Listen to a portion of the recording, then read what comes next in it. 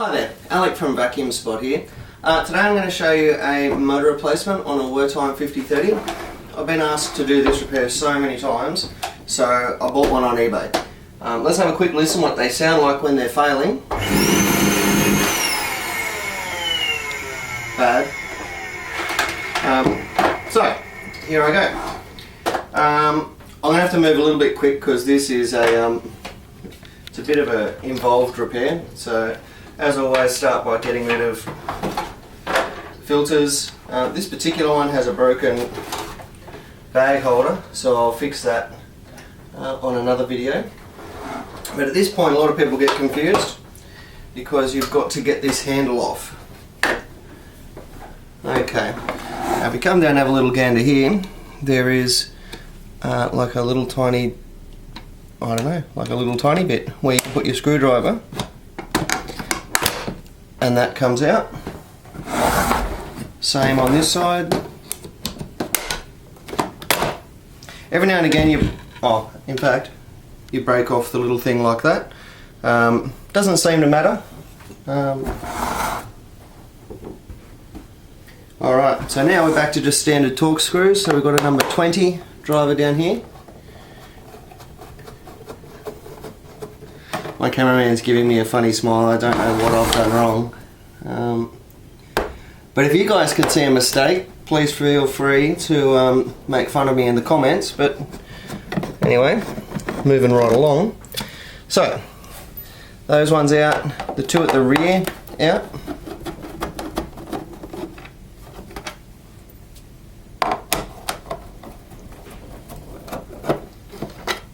Oh, those ones look to be longer, so we'll keep those, and remember that the long ones are in the middle.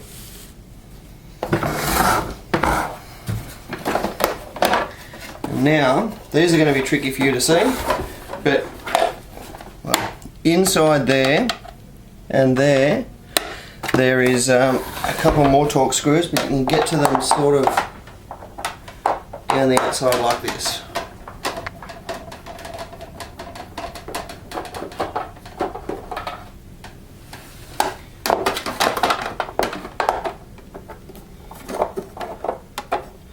This you sort of have to do by feel, because even I'm trying to show you, but it is tricky.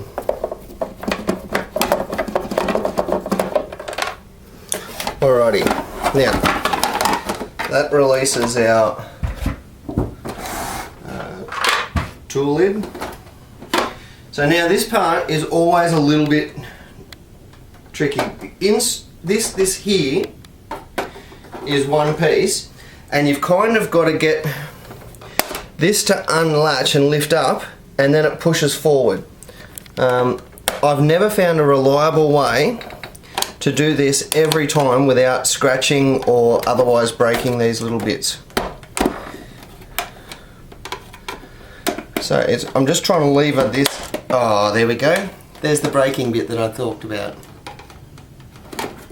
Okay. Okay, so that's the back end up. So now we've got to try and, where we've got a drummer is here, there's a little catch hidden under here as well. Let's see if I can, hang on.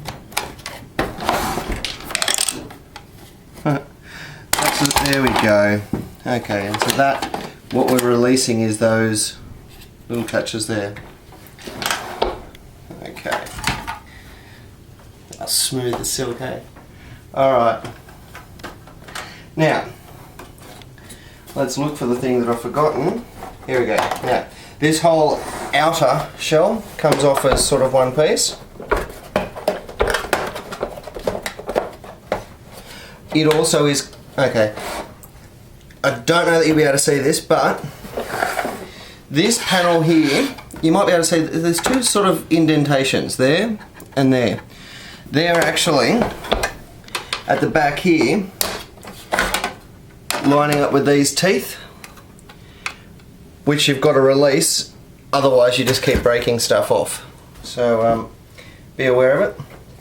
Okay, now here, this, your dial has to come up and back. Okay, so it actually feeds into here, into the little speed adjuster, and so we'll put that aside. And now, I haven't done this in ages, so let's just see. We've got a Torx there. This one's got a little washer. So we'll keep the washer and that screw separate as well. Now at this point, I don't think you have to actually lift this board out. It just has to be free to move. Alright. So now at this point, what we've got to do is get this motor shell out of the machine.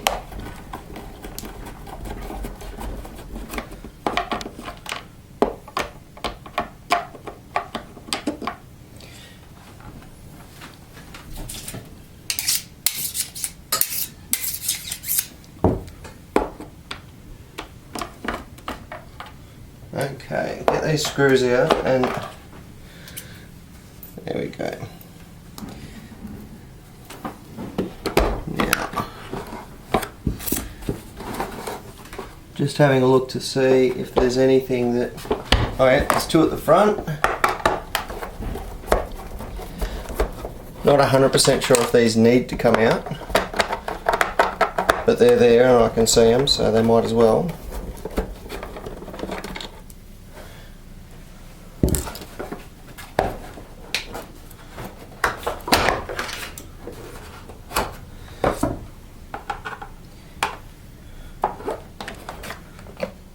Oh, there it is. Okay, there's the screw. It's down in beside our retract lever.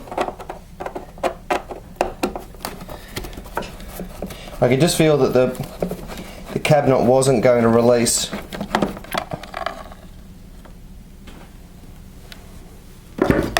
There we go. Okay. Now this is a little bit tricky from memory, because as you're lifting this up, you've got to try and hold this cord retract, because you don't have to like dismantle this completely to get this all, to get the motor cabinet out. What we're going to do now is undo the screws, because this is all then just going to peel backwards and I can get access to the motor. So screw down here. Now there's a couple of tricky ones to get to. There's one under here, but by just lifting the board out of the way, it's a heck of a lot easier than removing the board and needing to, you know, rewire it and all that sort of stuff. So this is far easier, and this one you've got to slide all the way up under this part of the board, and it's undoing that screw there.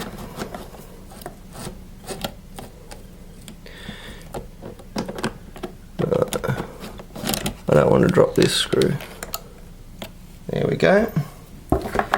Now there should be one down here. Yep.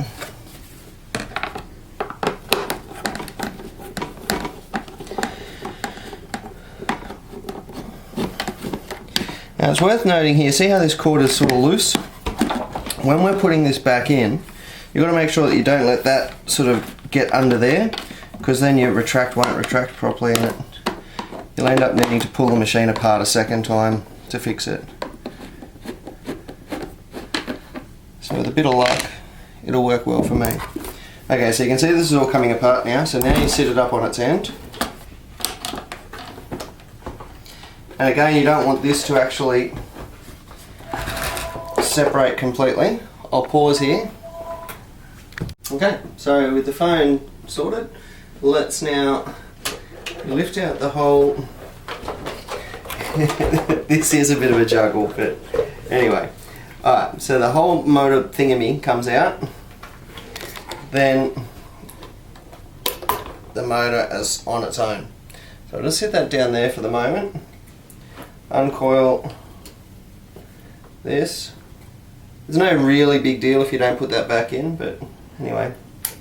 Okay, so motor out.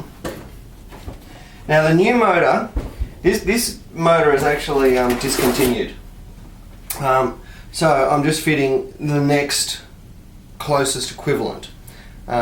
which does have slightly different terminals. So you'll actually see here, they're basically the same, but the original one had the terminals neatly hidden down here, whereas the new one has them up here, which will make a difference when we're fitting it, but only marginal. Okay, because what I'm going to have to do is most likely bend those out of the way a little bit when they go inside. Whoops. Oh shoot. So now I'm going to have to stop again because I need to find a new spade connector. That's a real shame. Okay, so now I've put the new connector on. Actually, while I was at it, I made it a little bit longer because I have noticed that these things are a bit of a tight fit. So anyway, I'm going to bend this down just because I know it's going to need that later on. I'm also going to grab my foamy stuff, foam, which really is just about a little bit of sound reduction. And this is the tricky part, one of. Alright, so what we're going to do here, this is our motor locator. We're just going to slip on like that.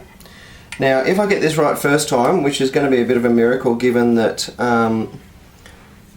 at this point we've had so many stops and starts, I didn't really pay attention to where everything was. So,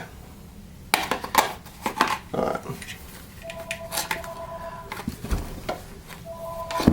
I'll start again, I'm going to look at this. Okay, so with our foam sound dampening filter on there, what we're going to do is just get the cords neatly there, and I'm just going to sort of position. You can see here our locator has to sort of go inside that space. Now when I turn it over like a, what are you doing? Patty cake maybe. Yeah, you turn them over. Anyway. Alright, so now we've got to line up our locator with the corresponding locator at the base of the motor bucket, and it'll sit in neatly when you get it in place. Now, at this point, we've got to sort of hold this all together, and you'll notice the cords go into this little recessed section so they don't get sandwiched when you're putting the body back together.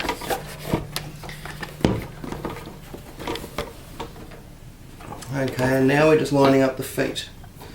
Okay, so now,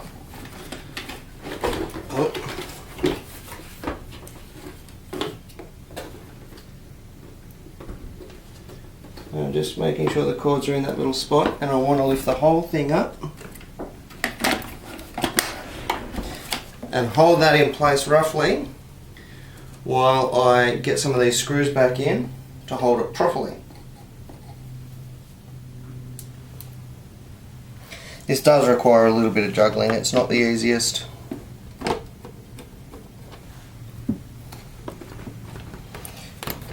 Okay. At this moment, there we go. Okay. So now,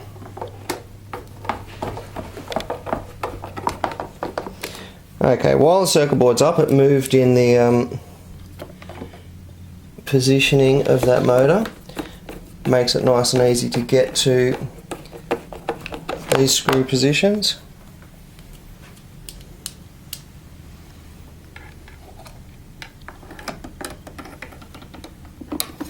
Okay, this is this one in behind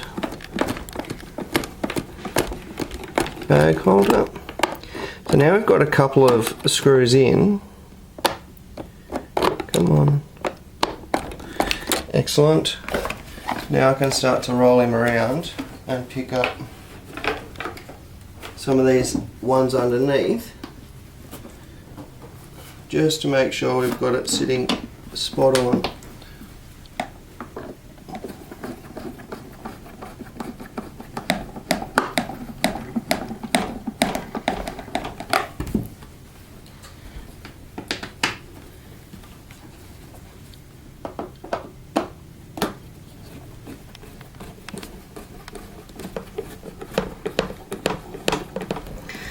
at this point, now I'm starting in my mind to think, okay, where is the screw that I've undoubtedly left out? So I'm just having a bit of a look.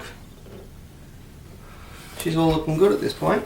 Okay, so now I'm just going to seat the circuit board back down.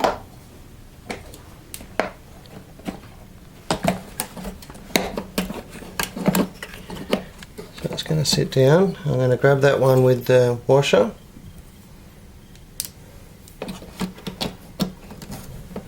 Because at this point I don't want anything in that area to move.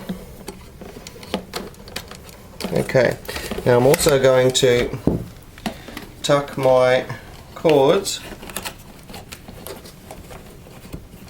into this little cord holder. Okay, so now we've got the circuit board down. This one here, some sort of a pressure sensor. To be honest, I don't know what. Okay. Grabbing our... Oh damn, I did need this to be a little bit more loose so that I can get this guy back in. Okay, so there we go, and once that sits we'll tighten that up properly. Okay, now here's genuinely the trickiest part. What we've got to do is lift all this back up and sit it neatly in here, and the hard part is getting the retract to sit first time with the feet, these guys here, in the corresponding locators.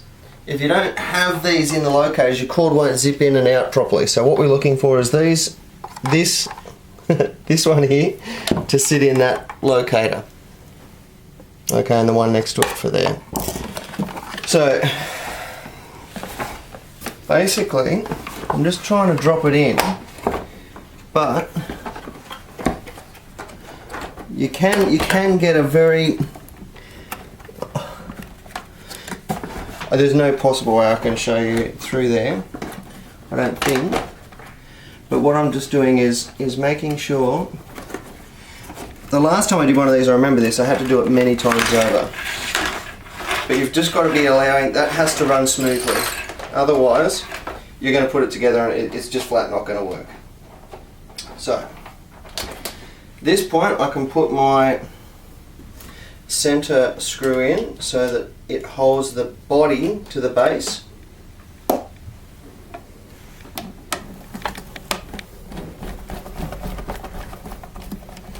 Okay, so it's just down, well, you can see where the shaft of the driver is.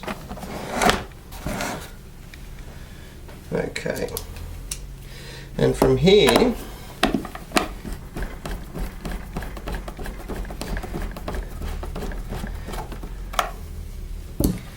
okay, now there's something not quite right here, damn it.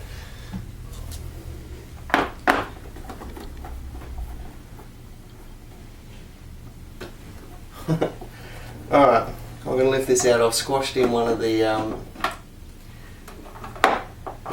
tubes. See, if this was a Hollywood production, I would have tried this first to make sure that I was really spot on with it. But now you know it's real. Real people.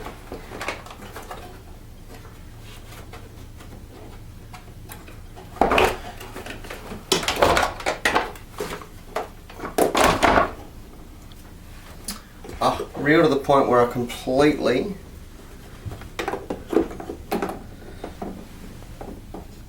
I've actually squashed one of these tubes to the point where it's just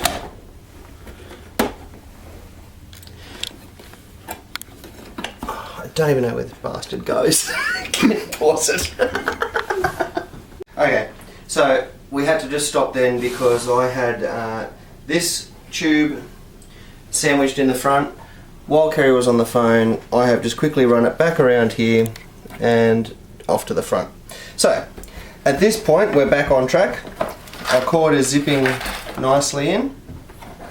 So we can start to assemble the machine again. Let me just think.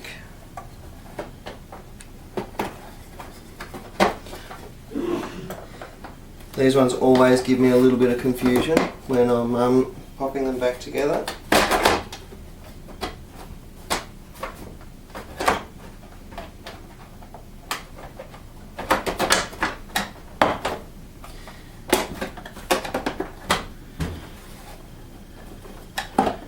And as I must have said 100 times over, if you've got to force something, there is something else which is not sitting quite right. So I'm just now having a bit of a look to see if I can spot what is not seated properly. There's nothing that I can notice, so I'll just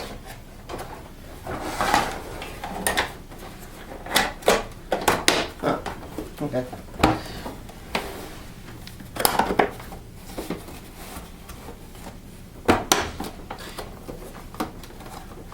Okay. All right.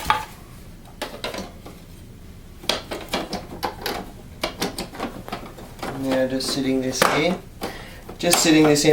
It all just is a matter of just having this in the right position so that it'll go in neatly without too much fussing around. Oh, okay, there's the trick. Back end in first of that part, and then it'll sit down a heck of a lot nicer. Cord still zipping in nicely, which is excellent. That is sitting good. Yeah, with a bit of luck. Now these need a little bit of massaging to get in, so it just sits in nicely. Before I put that on, we're going to add a couple of these. These are the long screws. So these go in underneath where the handle's going to go.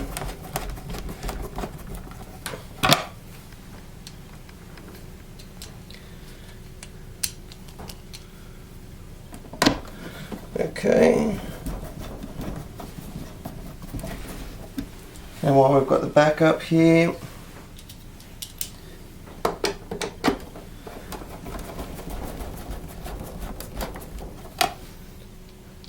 the other one on this side.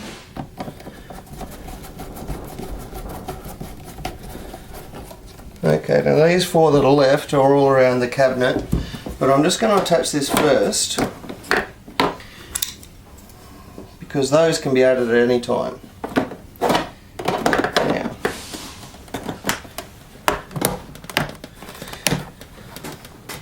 actually this is worth noting. There is a skinny side clip and a fat side. So you've got to line that up here, skinny side, fat side. Locks in. Same deal on this side, although we've only got a skinny side.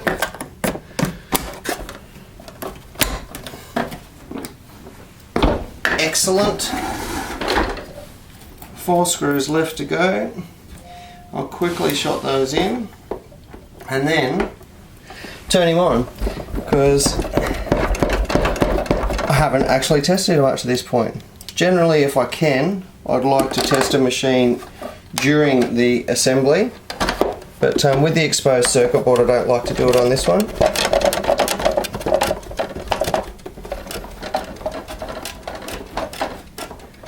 Okay, 2 more screws and then we're good to go. This one little tip on this machine. There are a couple of screws that require a long handled Torx driver. If you've got one of the short ones, like a 10cm shaft, this repair simply won't be possible. You have to have a long handled screwdriver or it won't work.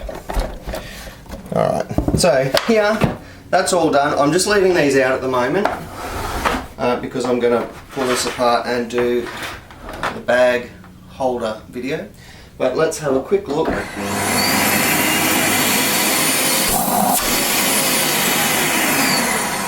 playing proudest punch that we got there after 3 starts, but cord is retracting as we expect. So hopefully I have helped somebody with a Wertheim 5035 needing to change a motor out. If this was helpful to you, hit subscribe or like the video. Thanks for watching.